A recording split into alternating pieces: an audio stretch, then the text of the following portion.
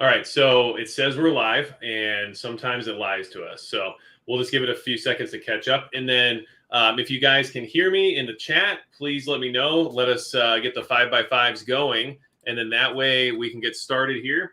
If you're not aware and you're just here because it's the usual Monday night broadcast, this is Brass Facts joining us tonight. You can say hi to everybody if you want. Hi. And if you don't know about Brass Facts, his channel focuses heavily on gear and equipment reviews, especially related to the firearms realm, which is probably why I gravitated towards watching his channel. But he has a really good series about preparedness and basically about the concept surrounding like a disaster scenario. I guess, is that how you would put it, I guess? Yeah. It's the way I like to view it is I'm not necessarily, a hardcore preparedness channel, nor am I a hardcore reviewer channel.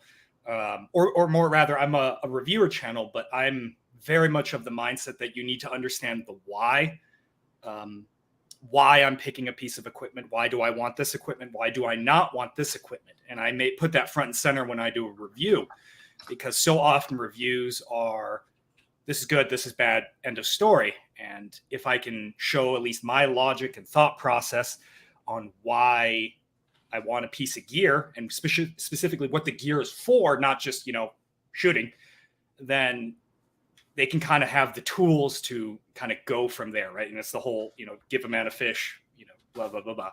So if I can get into the details of why do you specifically want a piece of equipment? Why do you want comms? What does this enable you to do? What is this preparing you to do? That educates the viewer more than just a review. So the end result is I'm a review channel, but preparedness naturally kind of flows into that.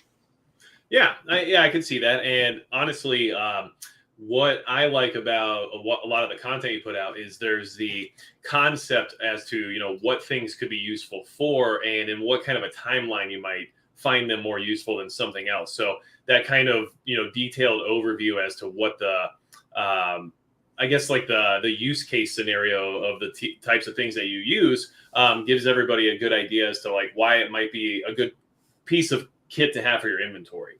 And like you said, you could always just come out and say, well, this thing is trash. But it seems like you're more always looking for a reason why it might be worth having around.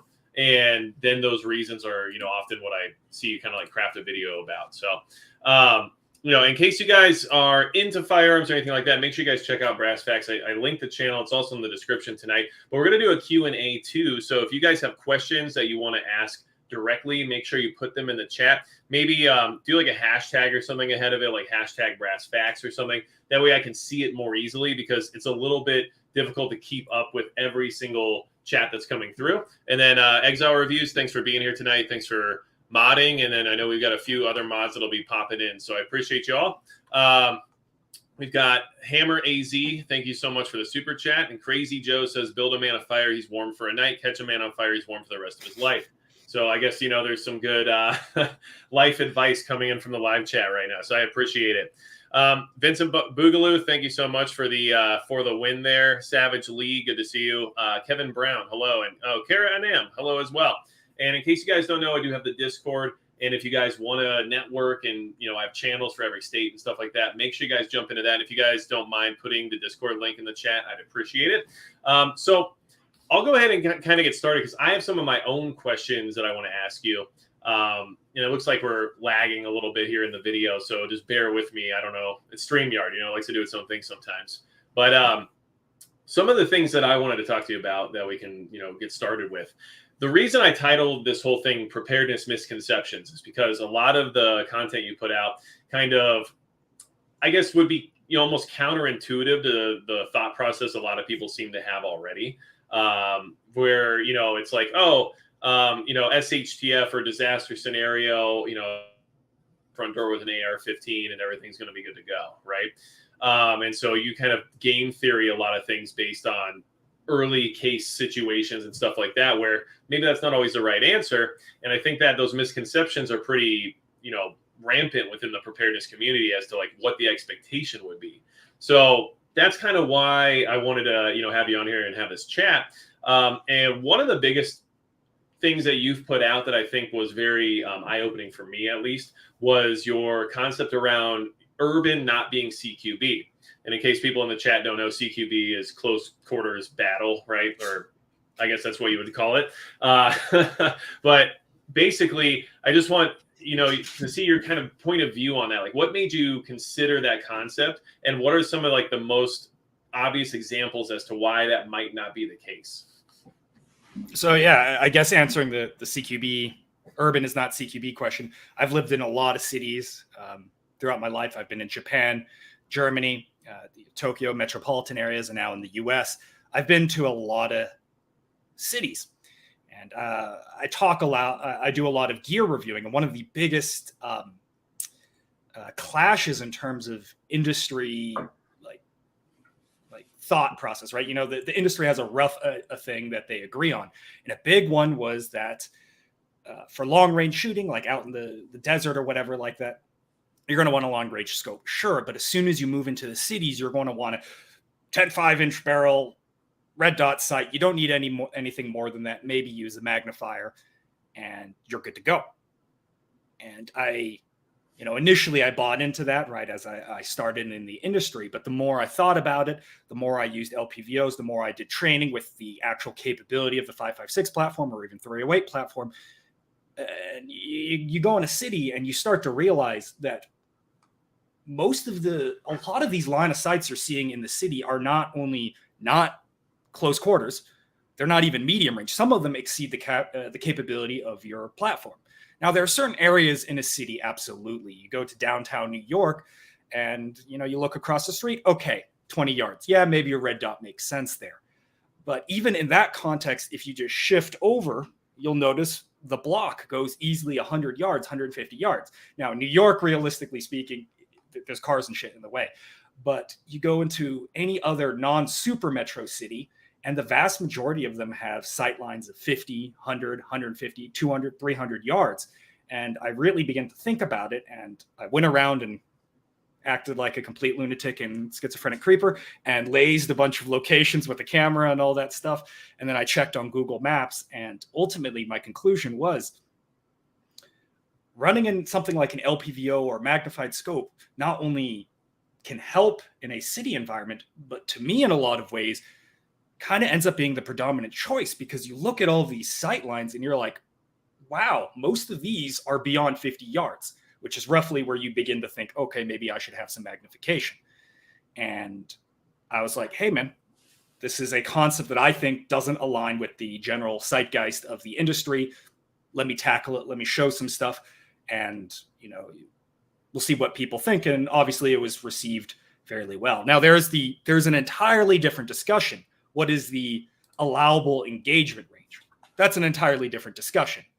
But in the context of potential engagement distances, that's where I was coming from. Gotcha. And, for me, one of the biggest revelations there was kind of the concept of even like the top of a building versus the ground floor. A lot of people think urban environment CQB, but then if someone's on the top of a skyscraper and you're at, ground level, that's a huge distance. And not only that, but then you have to factor in, the fact that you're aiming up instead of, at flat level and everything else.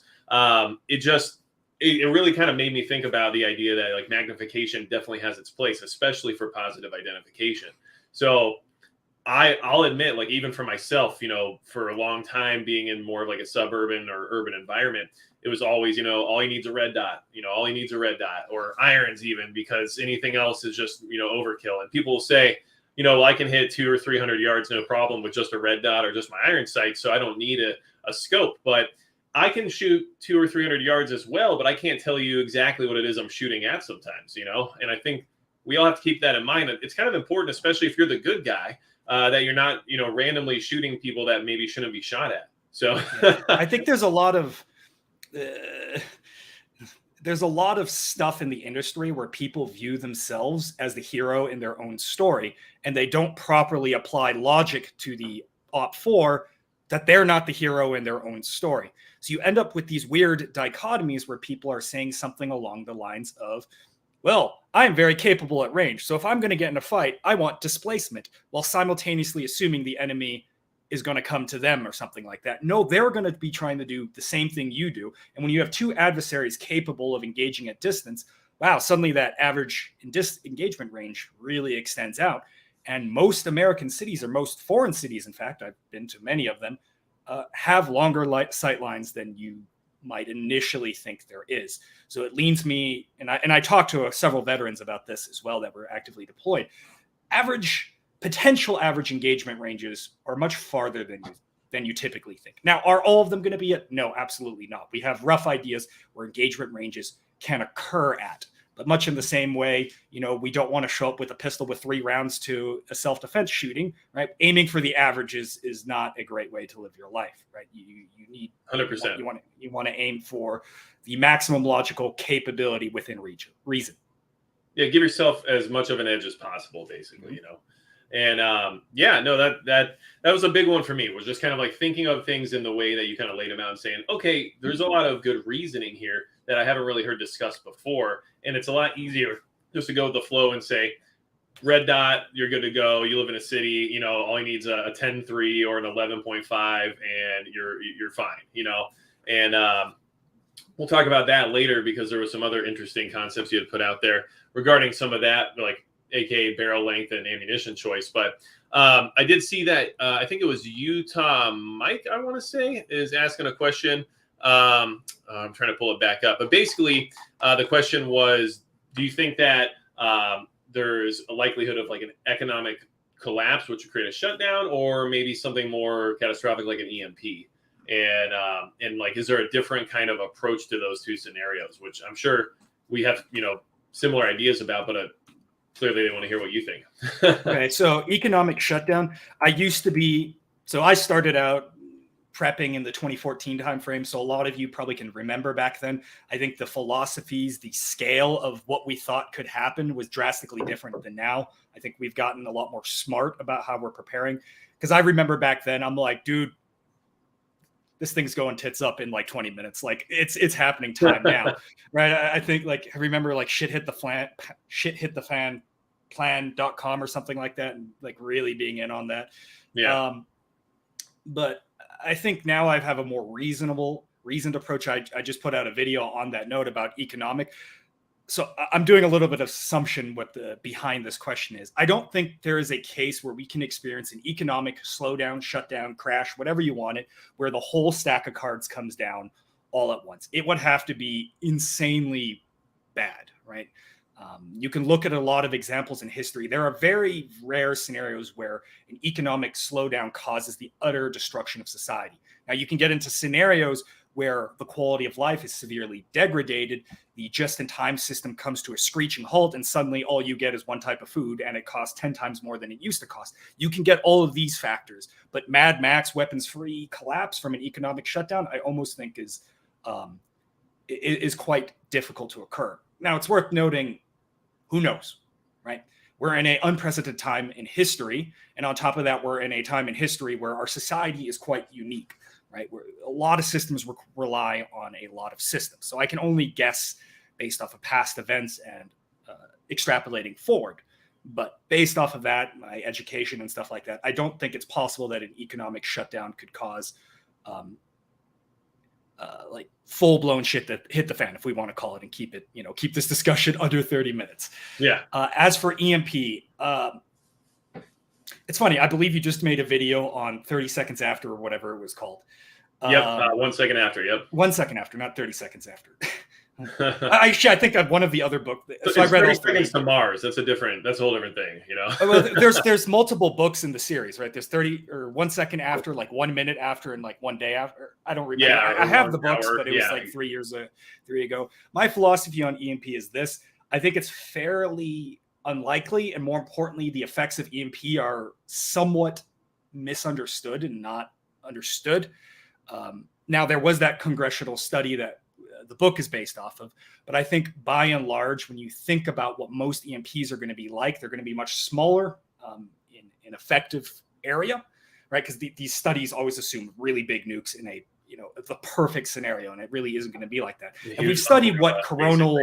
Yeah, we've studied what minor coronal ejections have done. We've studied local EMPs. We've even done, EMP weapons exist. And generally, it's not a long-term thing as not sci-fi, but as like these prepper stories seem to imply.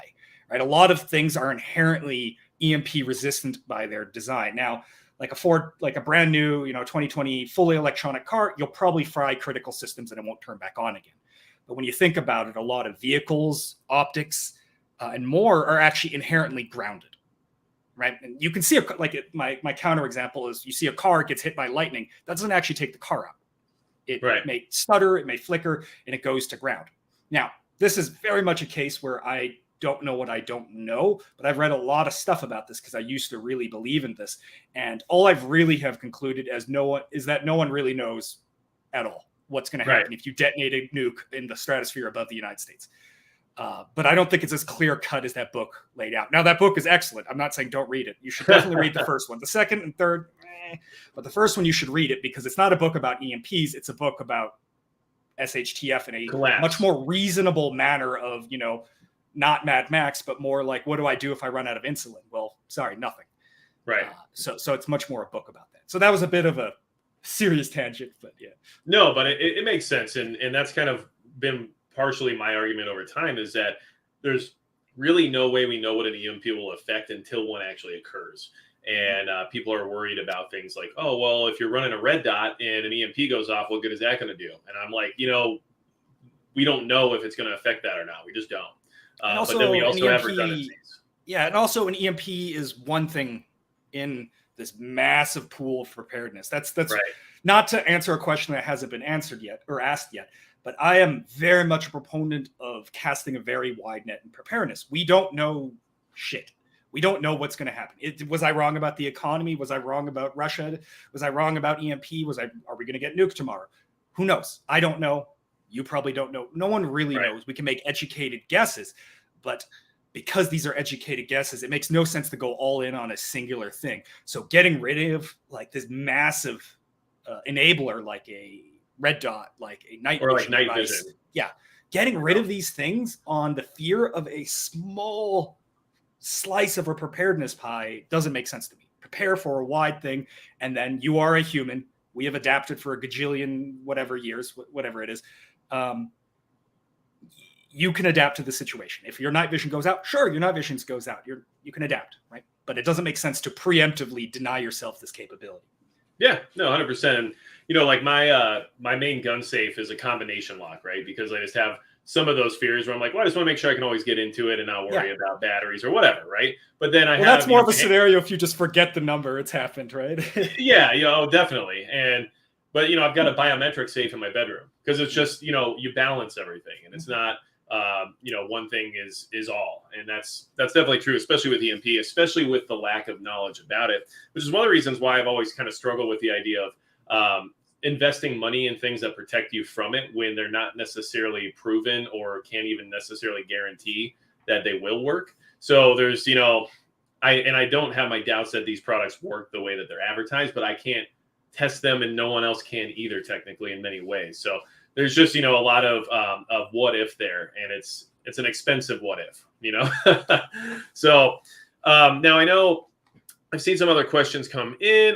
Dorian Gray, thank you. I'll do my best to grow the hair longer for you next time. So now we're upset about the hair being short. At least we got over the white hair part because everyone assumes that is dyed for some reason.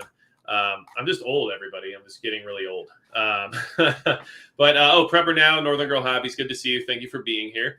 And let's see, I've got another question for you that it comes up on some of like my more gear related videos, and it's not something like I feel overly comfortable answering, especially because I know it's all based on environment and different factors, of course. But a question I see a lot is people are on a budget, especially now with inflation and everything else. And, people can't spend money on every single different piece of gear based on every single different possible scenario they might need it for. Right.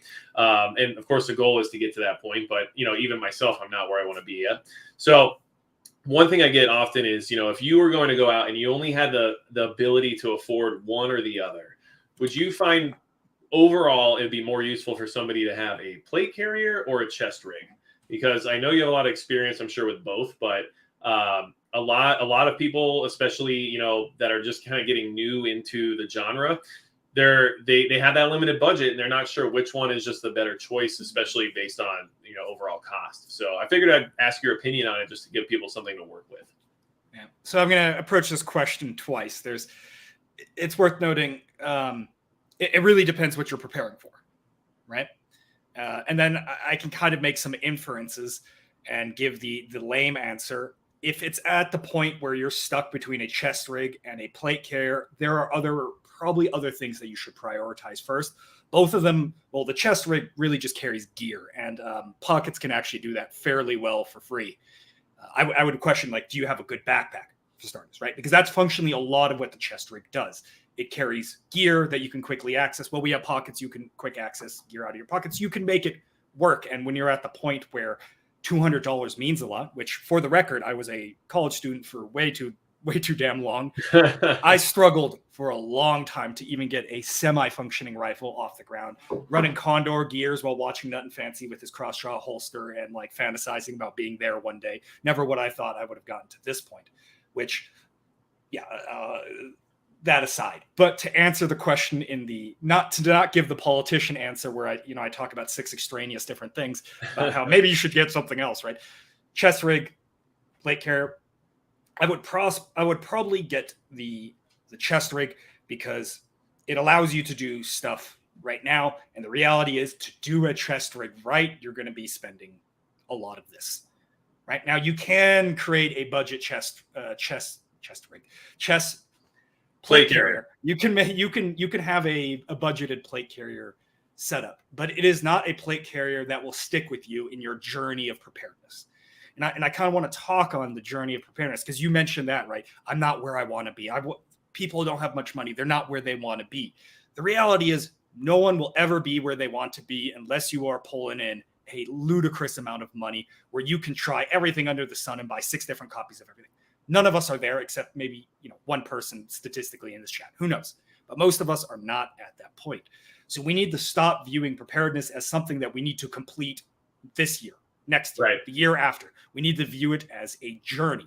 And the chest rig, you can buy a very good chest rig with $200, $100, $150, give or take. You can buy a really good chest rig that will stick with you, and you can chain with, and it won't let you down.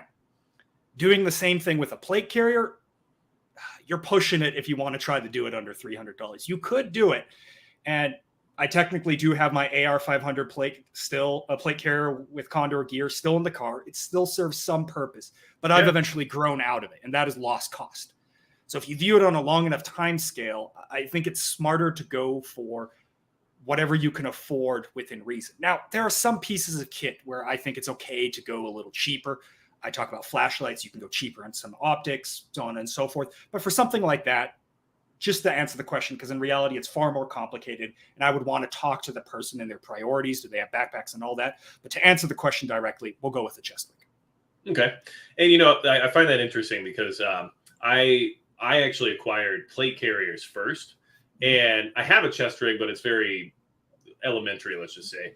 And I am working on acquiring like a new piece of gear to kind of just keep testing things out. I want to see what kind of works better for what setup. But it is interesting how you're right when it comes to the overall cost. Yeah, you can get a decent plate carrier on its own for a decent price, but then you turn around and have to buy plates. And if you want, it's kind of the whole reason to buy a plate carrier is the plates, and unfortunately, those are those are where the money comes from usually. And that's something like I'm doing in the reverse right now. I'm like getting a nice chest rig here soon because I want to supplement what I already have. But in a way, I wish I would have started that way for that exact reason, because I've had something I would have been training with this whole time that would have been reasonably affordable and still useful. So interesting, and that's why I wanted to ask you that, because it's not just, for everybody else to have some of this information. I actually want it too, so kind of helps me kind of see where I'm at and like what it is I'm trying to accomplish as well. I do want to preface, that wasn't a commentary on, I think a chest rig gives you more capability than a plate carrier. This is more of an economics thing to be sure for the viewers and to otherwise. I don't necessarily think one is better than the other. And if I could do this and only have one or the other and cost irrelevant, it's an entirely different conversation. But that's not what preparedness is about. Preparedness is cost allocation. So yep. And options. Options are good to have, and like you said before, you don't want to, pigeonhole yourself into that singular concept of, well, since it's an EMP I'm going for, I'm not going to even worry about comms because they won't exist, and I feel like that's a really bad idea. So let's see. And just so you guys know, especially if you're new to the chat, if you're looking for a way to ask questions, or if you want to ask Brass Facts directly, just make sure you do hashtag Brass Facts and then ask your question. That way I can see it a little bit more easily in the chat. And that way you guys can, have some interaction as well, because I don't want it to just be me, putting stuff out there. Peter Rouse says most people should run slick when possible. Also, most people are not physically conditioned to run plates. So I think there's some truth to that. And I'll admit that the more I train and the more like professional training I receive, and the more I just train even on my own, the less and less my kit seems to have on it. It's like if things are just falling off, like I'm an old Christmas tree or something, where like I don't have as many ornaments as I used to have, but it's because you realize how little you're using some of this stuff and it's just dragging you down. And I mean, that's a revelation that's hard, because as preppers, we're not just in this community a lot of like, shooting enthusiasts or firearms proponents. Most of the people here are like worried about, preparing for possible scenarios. And so for us, it's very hard to let go of the redundancy concept. Like, oh, 2 is 1, right? Okay, well then, like, I have a multi-tool in my pocket, and on my gun belt, because, I might need that too. And then it's like, oh, I've got a first aid kit on my plate carrier and on my belt. Like, it's just, you start loading yourself up unnecessarily because you don't want to not have the thing you might need that one time, Yeah, that's a huge thing to piggyback off of that. That's a huge thing. And you nailed it, right? When you're preparing for preparedness, right? Let's just say partial collapse or full collapse. It makes sense to have redundancies, redundant systems, that train of logic, like, well, if this filter fails, what is my water game plan, right? It makes sense to prepare like that. But when running kit and tactical gear, or even a camping bag, right? Like non-shit at the minute, just the camping bag, stuff like this, that logic can become dangerous. Now, it's good to have redundant systems, but typically the way to handle that is cross systems, objects that accomplish multiple tasks with some overlap. But in terms of redundancy, that gets very, very dangerous very quick if you're not smart about it, right? Right. I know there are other reasons for this, and I don't necessarily fully disagree with it, but we talk about a lot of people in the tactical community love to play the what if game, and it gets really stupid really fast, where you spend $2,000 on an LPVO with a perfect 1X, and then they put a red dot on the side, and the logic is, well, what if I get caught with at the 8X and I have to transition to 1X? Well, it's like, just shoot him with the 8X. Like, how often is that scenario occurring, and do you really need to dedicate a piece of kit for a 1% scenario, a 2% scenario? Right? Because the kit, if you're wearing the kit, you are in a 100% tactical scenario, or you're training, right? So it's important to shed weight on gear that is the what if gear. Now, you should absolutely have some degree of what if gear, but it's a very personal game you have to play. Like to distill it to the lowest level, second pistol magazine for concealed carry. That's a what if question, and you have to weigh if it makes sense to prepare for a scenario where you need to go to a second pistol magazine, right? That's a very basic version of that, but it usually gets extrapolated to such a ridiculous extreme degree where they're like, I'm carrying a second rifle. It's like, whoa.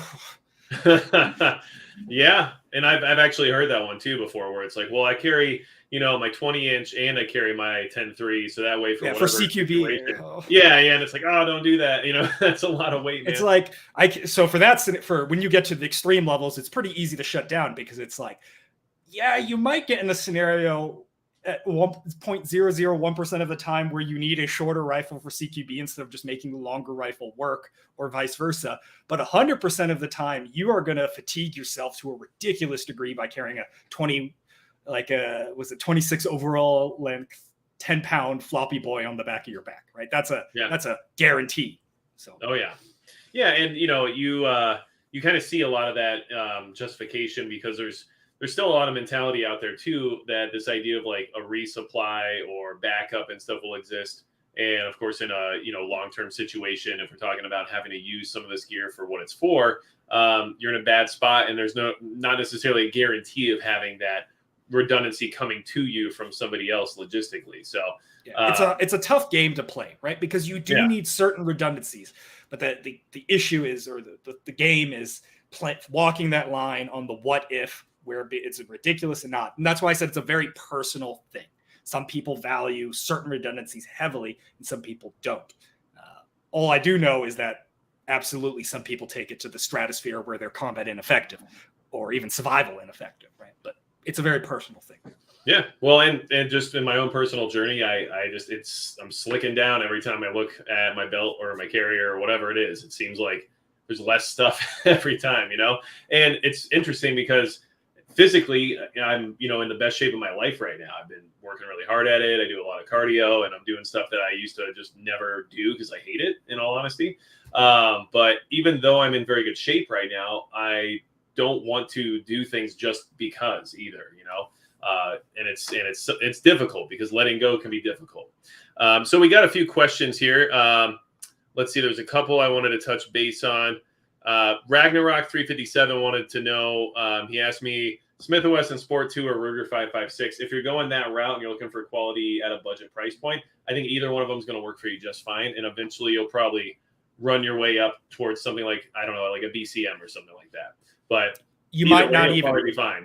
So my main squeeze, I know Hops on the channel, he hates the term main squeeze, but my main squeeze is an arrow like monstrosity. I have some nice ass rifles, but my main rifle is this arrow precision gun I got way back in the day. Turns out the handguard I bought didn't match it, so I was frustrated and bought a new barrel.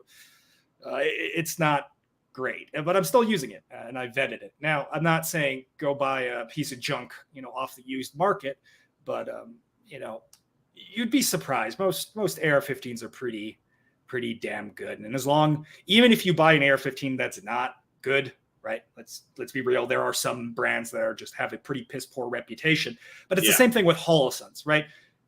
When you've run it enough and you've vetted it enough, you can be fairly sure that, hey, I got a good one.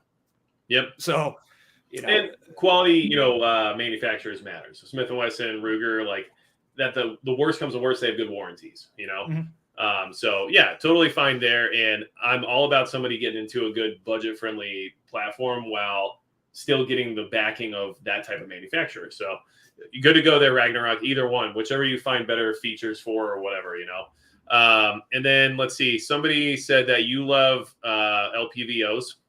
And I guess there's probably some truth to that, I'm sure you enjoy them at least. Trying to see here. It's a love-hate relationship. There's so many bad LPVOs. I hear you. Risky Krisky wants to know how he gets a flux. So, but I mean, I don't know if you want to tell the whole chat because that could be a problem, Yeah. So you're gonna want to. I think Hawaii has an active volcano. I believe there's certainly some active volcanoes in the Pacific. So you're gonna want to find a virgin and into the volcano, and potentially that ups your chance by 2 to 3 percentage points of getting a flux. Okay. On a more serious note, I do talk to the flux guy. He's local to me, right? We interact. They've been having troubles, right? They've having issues with their molds. Mold number 1, mold number 2, both shit the bed. So now I think they are on mold number 3. This is all public. I've seen, so I'm okay with saying this. Mold number 3 coming online, and if that goes, they're ready to rock and roll and really start pumping things out. I'm not saying it is a guarantee because I'm pretty sure they thought that with mold number 1 and mold number 2, and something always happens, but they are fairly confident that stuff should eventually get off the ground or they go bankrupt. So well, the PDW concept is a big one that you've put out there pretty, forcefully, let's just say. I will say somebody, I can't find the chat now necessarily, but somebody wanted to know if who would win in a fist fight, you or Hop. So, that was on the Q&A, Hop's Q&A. Yeah. Well, we don't have to answer that, but that leaves some mystery for everybody, right? And then we've got, let's see. Well, look, we're just talking about the flux. So let's go ahead and just segue into that. you have a video that, it might have been the one that grabbed my attention originally. And it was, are PDWs better than an AR-15 or something like that? I'm pretty sure is how you, presented it. And it kind of definitely made me think, at least, okay, like these things that I felt like were maybe useless or just not for me, maybe there's some application there. Maybe there's some reason there. So why don't you kind of just give everybody a quick rundown as to like why a PDW might be worth having or worth taking a look at? And especially maybe for someone who currently has like a nice pistol, like a Glock or something like that, but doesn't have maybe a rifle, and maybe it gives them something else to consider possibly, Mm-hmm. To tackle the title first, because if you don't watch the video, which a lot of people will not watch the video, if I teleport to a gunfight, I want an AR-15. Yeah. But in the same way that a cop wants an AR-15, or an airborne division wants, an Arleigh Burt, like in the middle of Europe doing fire missions, some stuff just doesn't make sense. You just can't have an AR-15 in certain scenarios. Well, the dichotomy is handgun. Use your handgun. That's why we conceal carry. But here's the cold hard truth. I've shot with a lot of people, and I've shot a lot of handgun. And to just 99% of the population's handgun skills is atrocious. It's not bad. It's atrocious. We're talking knife fight ranges at a flat range, right? And then you add a real gunfight in, and it's a firecracker that sometimes hits somebody, sometimes not. You watch these videos, and it's like, did I just watch 20 rounds get exchanged and, Hollywood stuff explode everywhere, and then everyone walked away and one round made impact, right? People are bad with handguns, and people are really bad at handguns in stressful scenarios. Now, the perfect answer is get good with your handgun. But it's like saying, you can only say it so many times at the end of a video. Get good with your handgun, dude.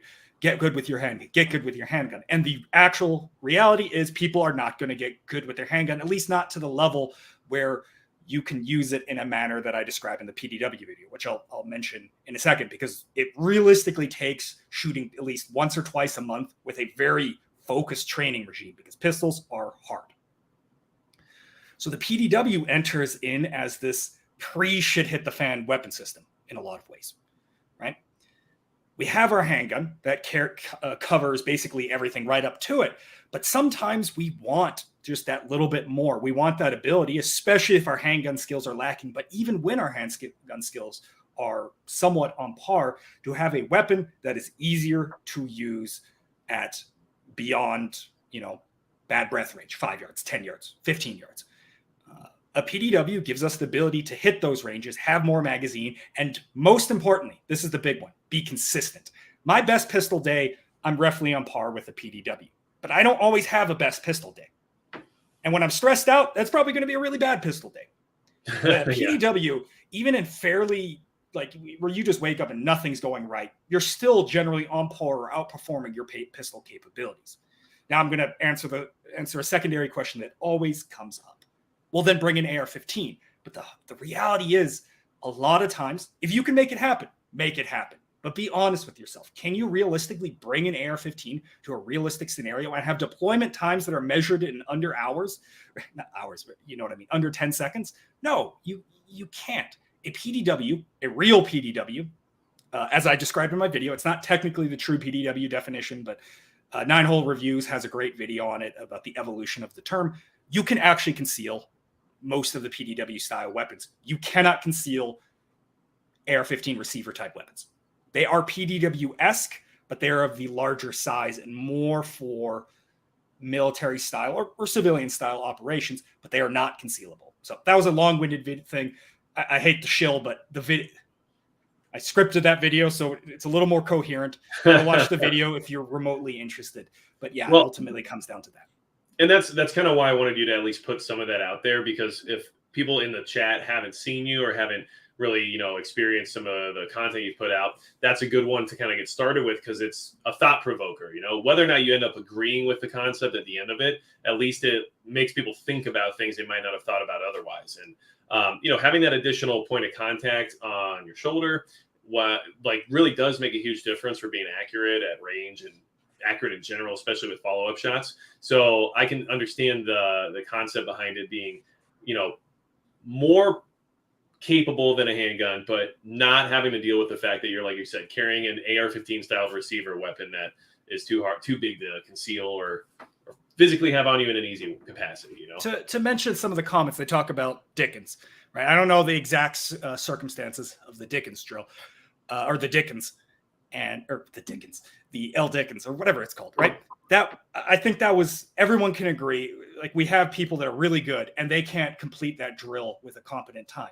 But this is going to sound a bit braggy, but I did the Dickens drill live, and it's on Instagram, and I did it in 5 seconds, all hits, right? And even I still think that is not sufficient in certain scenarios to get me through the day. So it's me kind of pushing that. So yeah, and I think he absolutely is an anomaly. That was not something you can expect. We see gunfights. We have CCT cameras. We know what the typical civilian gunfight looks like. Sorry, I just saw some comments get passionate about it. We should probably move on. Yeah, no. And unfortunately, when you reference something like the Dickens scenario, I mean, we're all glad that he was there to take care of that situation and handled himself in the way that he did. But unfortunately, at least this is my opinion, it'll also be used as another data point that will justify things based on a singular scenario that occurred. So it goes back to the same situation where people will tell me about the lady who killed a grizzly bear with a 22 long rifle and why that's all you need now. So it's like it's the full circle. Like, well, now I have one more piece of data that will prove to me why all I ever need is a handgun no matter what. And of course, I think that's flawed logic in many ways, but it is what it is. So let's see here now. And Peter Rouse, 99% would have failed what he was, able to do that day. And, I agree. I think a lot of people at least maybe could have stopped the shooter, but I don't know if there would have been that level of accuracy and that level of focus in that kind of situation from most people. So, maybe there was some divine intervention there. I don't know. But sometimes the stars line up, right? You have a higher than average day, but once again, I don't want to plan for the average, right? So yeah. And I definitely don't think I'll have some divine intervention helping me at any point in time because, I've done some things and some stuff, so I don't deserve it. And like, I'm not really, what's the term? He helps those who help themselves, right? Not to do much here, but it's like, hey, it's on you, man. Like, Yep. And you got to train. And if you don't get out there, I mean, I constantly am finding out how bad I am. But at least I know, and knowing your capability is huge, just as much as it is like being good. So I'm trying to find in the chat here. If you guys have any other questions, I can't see some of the older ones once this thing goes so far. I don't want to look too far back and lose track of where we're at. So if you didn't get your question answered, make sure you guys throw it back in the chat again, just so I can see it. And understand, just because I want everyone to kind of be on the same page here, but this is all just kind of, game theory, right? We're just discussing different concepts and different possibilities, and then trying to bring some information to the forefront to give you guys something to think about. This isn't anyone saying this is what you have to do and this is the only way to do it. This is, a thought lesson in many ways of, okay, let's get outside the box for a minute and look at some of the misconceptions we've had about certain things. And, a big misconception I have, and of course, this conversation is revolving a lot about, around firearms and accessories of that nature, because that's a lot of what Brass Facts presents on his channel. So, of course, that's what we're going to kind of stick with here. But understand that we often are told things by other people and possibly people with less experience when it comes to how they portray themselves, that there's certain things you only need or only have to worry about or whatever it is. And a lot of those misconceptions could eventually put you in a more difficult position than you need to be in because you weren't aware of the other possibilities that existed. And I think that happens a lot, and like we said in the beginning, if someone tells you all he needs a red dot, and then you live where I live, which is literally the flat prairie of North Dakota, where I can see 5 miles from my front door without any occlusion. Like, there's no trees, there's no hills. So does that make sense for where I live compared to maybe somebody else in a more crowded environment? Of course, that's all based on a lot of different factors, but that's the things that we are told. And then we have to do our best to kind of at least step outside of that comfort zone and say, well, what might be another option, right? Let's see. So Bibi from Senegal wants to know what your thoughts are on airsoft. The guys and I use it to test our gear and tactics on what is as close to a two-way range as they can get. So what do you think about airsoft as like a training utility? I did a little bit of airsoft. What was it in Japan, because that's all you get.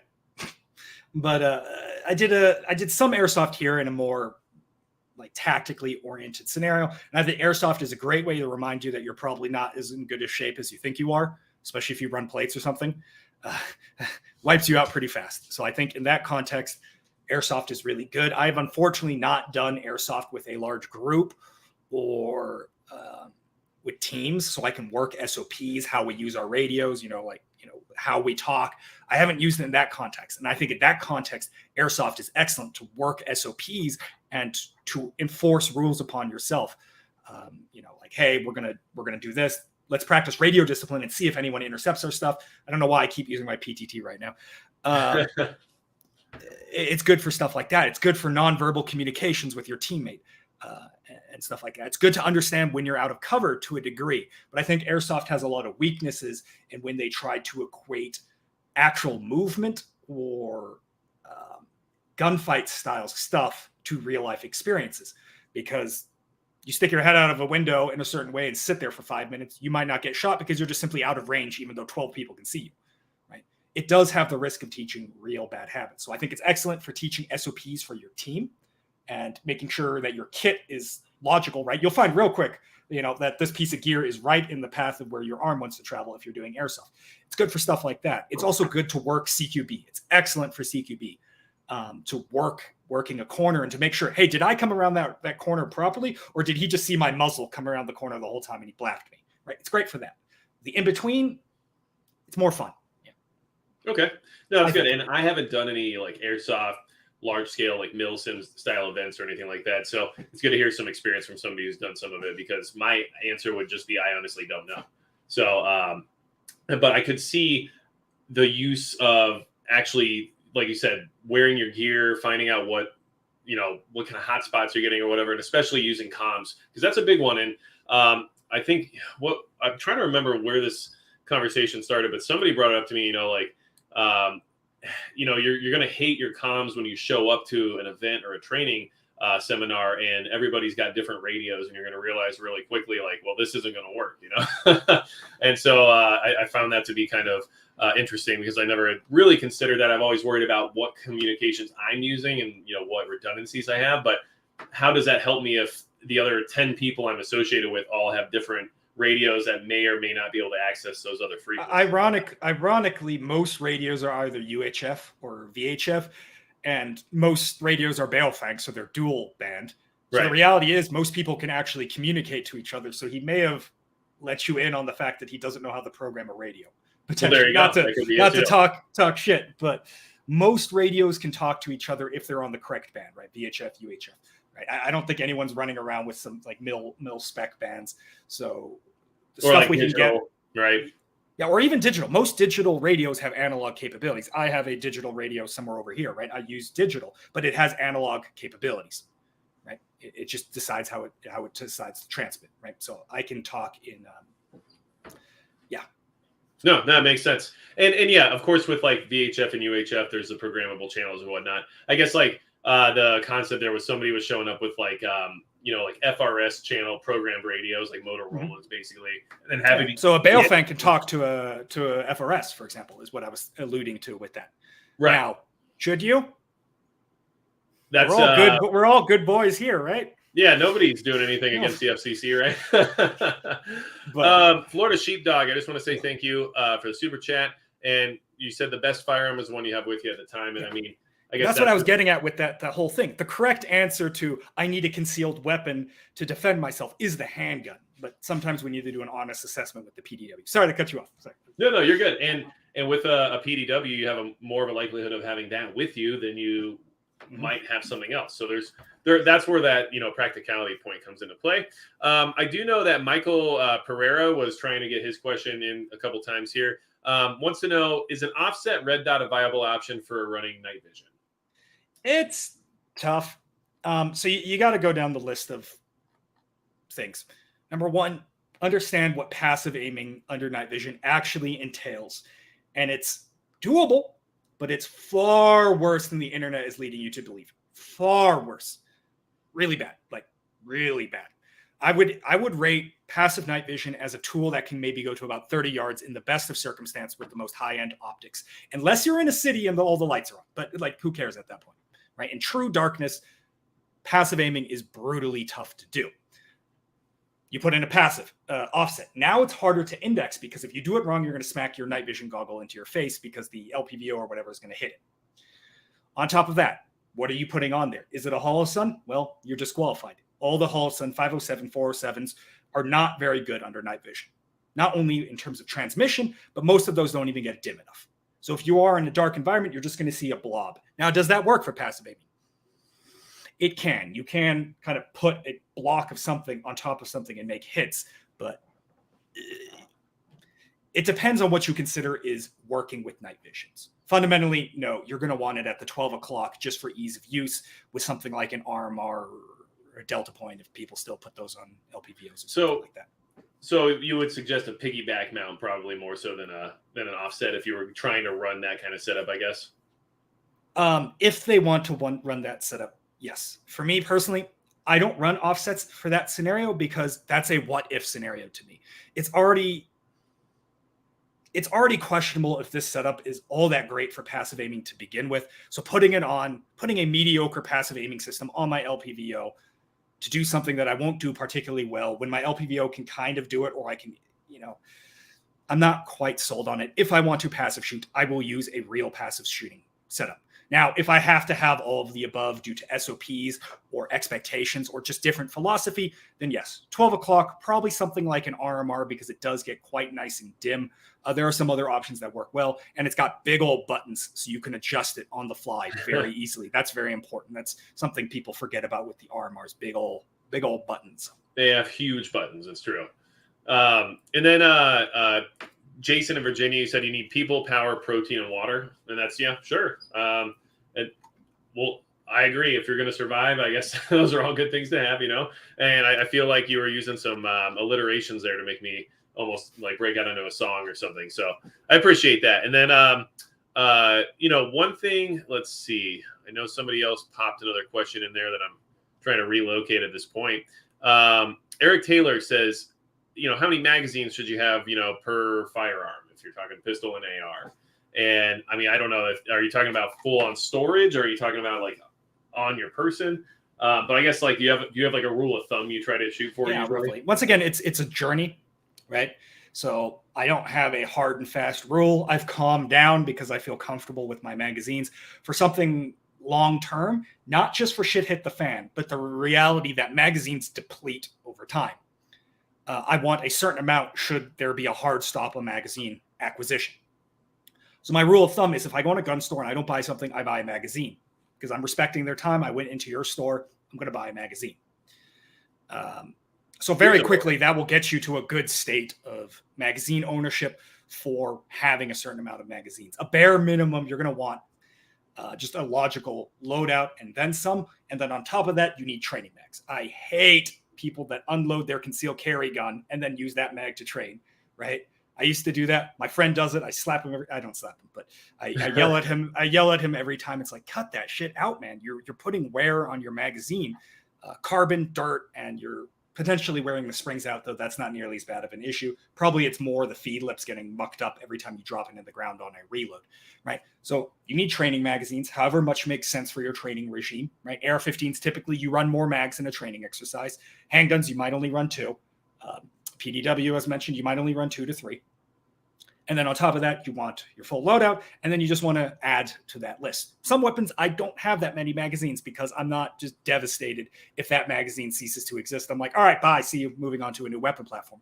AR-15, well, 30, 50, 60, 70, just build it up over time because you have to realize your training mags will die, and then a duty mag goes into its place, and then you rip open a new bag. And if your supply is cut off, that becomes really sketchy, and you want a decent reserve to prevent that. Per se.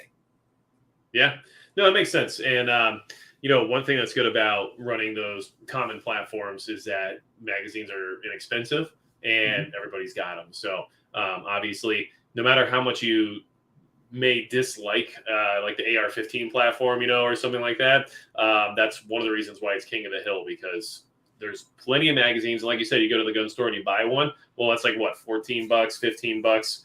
I mean, that's a reasonable amount of money to spend on a consistent basis, rather than running like an HK and then having to drop $70 per mag, or, a SCAR where it's, $50 per mag, at least for the SCAR 17. So, a lot of proprietary stuff is good quality, but it definitely costs a lot too. So I guess I could see that limiting someone's ability to kind of stock up on magazines or things of that nature.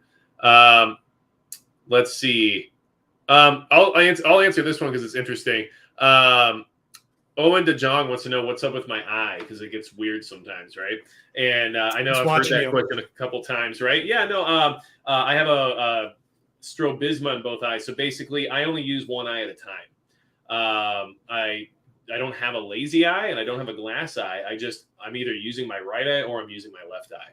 So it's kind of an odd situation. It has some interesting perks, like being able to look down a rifle scope and then still have field of view by switching intentionally. It's kind of weird, but at the same time, I am completely incapable of using things like the Binden aiming concept and things of that style of using both eyes open doesn't really necessarily help me in some of those different more advanced techniques. So it's kind of a weird thing, but nothing I can do about it. It is what it is. I will say at some point, it could be interesting if I mainly run binoculars when it comes to my optics, because binoculars don't really make sense for me. It's like I'm just picking which tube to look through. But I think that could be interesting for like a night vision setup. Get like a PVS 14 and then a thermal, and then just pick which one I need at the moment. I don't know, but it's kind of a weird thing. So now you know why, Owen DeJong, and anybody else who is interested in the chat. That's why my eye gets weird sometimes, because I'm probably using the other one, and so that one's just doing whatever it wants apparently. Someone said my eye condition is called Dwayne syndrome, and I'm just wondering if like that makes me related to The Rock or something possibly. So I'd be okay with that, Let's see, and then yes, I'm a chameleon. Welcome to my life. Exactly. And then let's see, Michael Pereira wanted to also know in a video you did with Hop with the long range AR setups, would you have preferred using a 308 when trying to do long range? So I'm going to get into 308 actually real soon. I'm trying to buy one, get into it. I just look at the bill. I get scared every single time. We're running a tight budget here. But the short answer is yes, of course. If I'm on posted up and I'm engaging at far away, of course I want 308, assuming I'm familiar with it. Yeah, of course. Unless it disqualifies me or something. But yeah, I want 308. Hell yeah. But in the terms of, do I want 308 for shit at the fan? Yeah, probably. But will I use it as much as that other gun? Maybe not. And I discussed that in a lot of things. That's probably way too much to get in here because that is very nuanced. But it's absolutely, there's a reason why 5.56 is a dominant round over 308, right? There's trade-offs. So right. In that exact moment, yeah, absolutely. I wish I had 308. Sure. Well, and I can tell you, when I was recently running a 716i and trying to do a training course that everybody else was running like standard 5.56 style carbines, it was really interesting to have that kind of self-realization and say, although there's a lot of benefits to a 308, this is just kind of like too much for me right now. And I'm just not enjoying it because I'm trying too hard to do something that it's not meant really for, and it kind of, I guess what the word is, it made me take a step back, because if I can't do some of the things that are going to be more likely in the sense of, taking cover and moving quickly and trying to avoid engagement if possible, and I'm not necessarily focused on long range situations, then I was basically choosing the worst side of what this was capable of to do most of the work.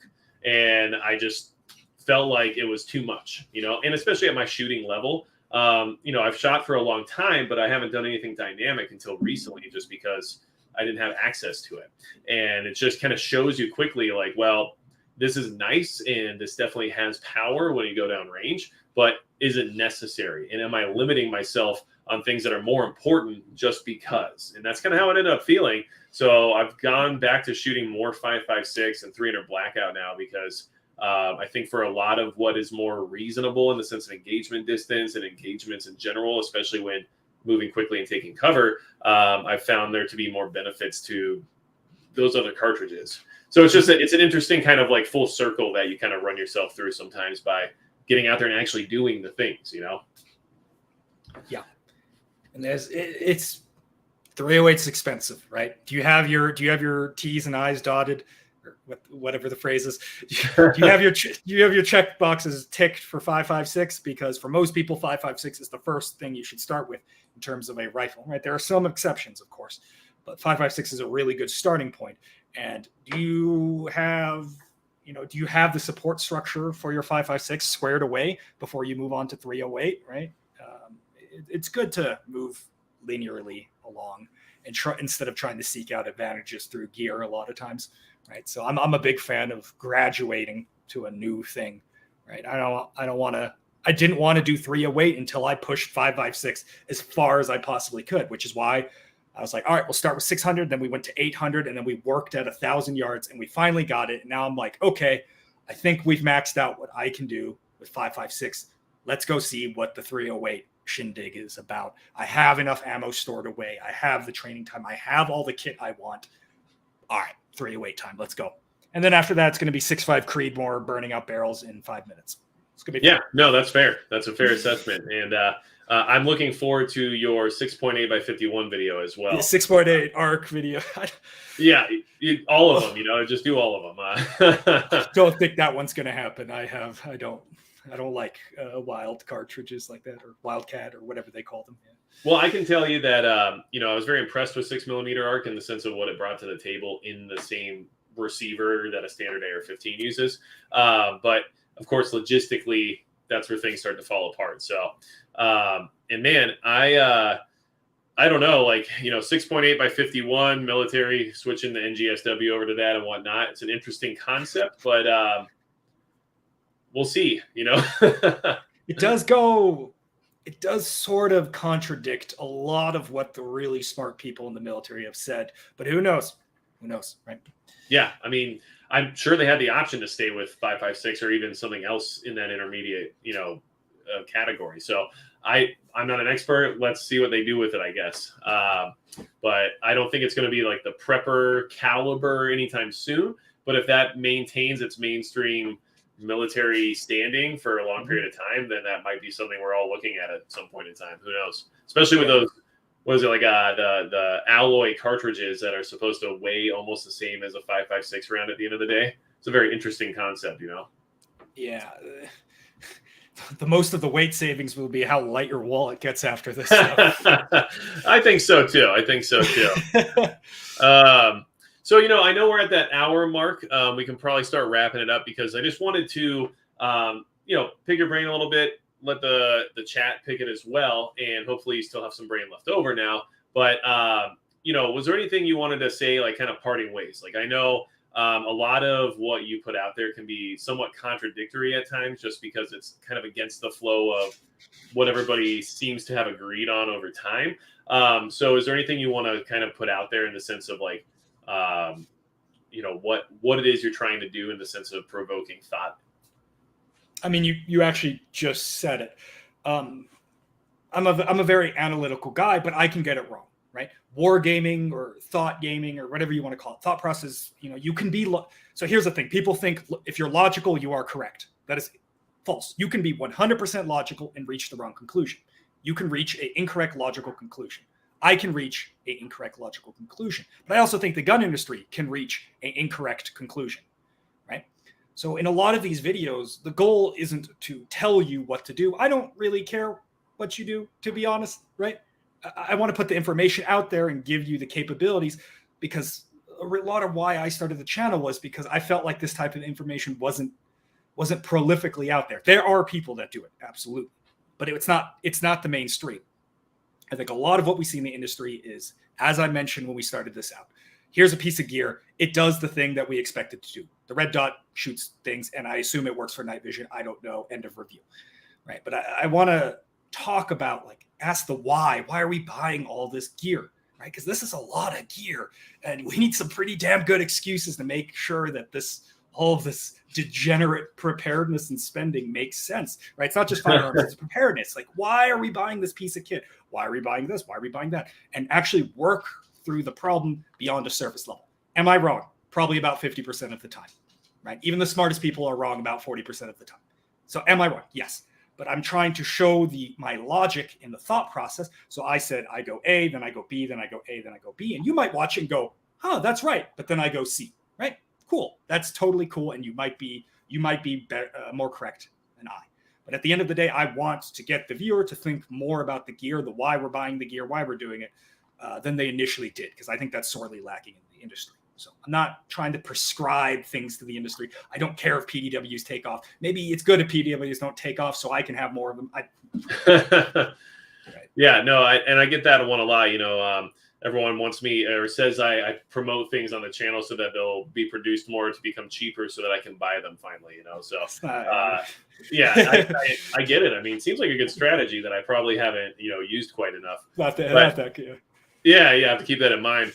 But I appreciate you coming on. I just wanted to reach out and just see if that was something you'd be interested in doing. So thanks for your time. Thanks for coming in and saying hello to everybody and answering some good questions. And then, like I said before, everybody, if you haven't been to Brass Facts channel, make sure you check it out and just make sure, go into it with an open mind, because at least from my own personal experience, it was good to kind of just hear a different point of view. And then at the same time, some of the concepts that were being put out there definitely changed my mind about some ideas that I had that were predetermined based on what I've been told by other people. And it's just nice to kind of get out of that box. So do yourself a favor, get out of the box, check things out that you maybe don't even like or don't agree with, but it kind of forces you to at least interact with it.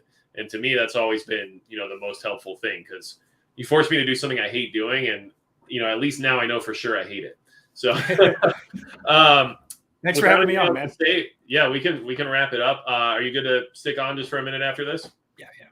Sounds good. We got to talk about, secret plans and all that kind of stuff that you guys world dominant, how to actually get products to the market and influence the masses. And stuff. Yeah. I'm waiting for that, Magic Prepper logoed red dot or whatever to come out. So, but I can't get a hold of the people over at what is that, Siley or something? Whatever, no big deal. But I appreciate all of you. Thank you guys so much, and we'll just call it a night. That's going to be it for Magic Prepper and Brass Facts. Thank you so much.